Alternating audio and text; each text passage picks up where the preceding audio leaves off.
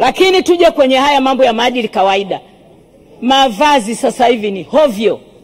Niwapongeze sana wasanii ambao mpaka sasa wao mavazi yao ni ya heshima, akiwemo Darasa, akiwemo Lady JD, akiwemo Ben Paul, wanavaa mavazi mazuri.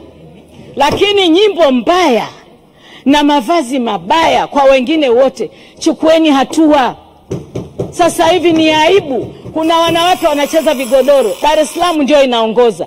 Hivi kweli wanacheza nguo zile, nasikia zile nguo wanazilowesha maji halafu wanavaa ili sehemu zao zile zitingishike. Jamani, tunaona hayo kwenye maklipu. Serikali mko wapi?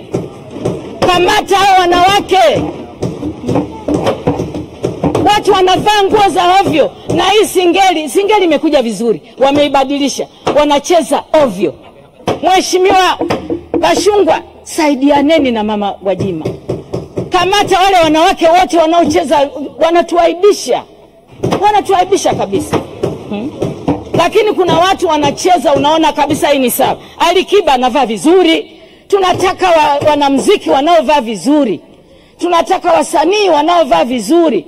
Kuwa msanii, kuwa maarufu, sio kuvaa nguo za ajabu, sio kuimba nyimbo za matusi. Sasa haya mambo tukiwa serious right from the beginning, watu watajua Tanzania sasa iko sawa.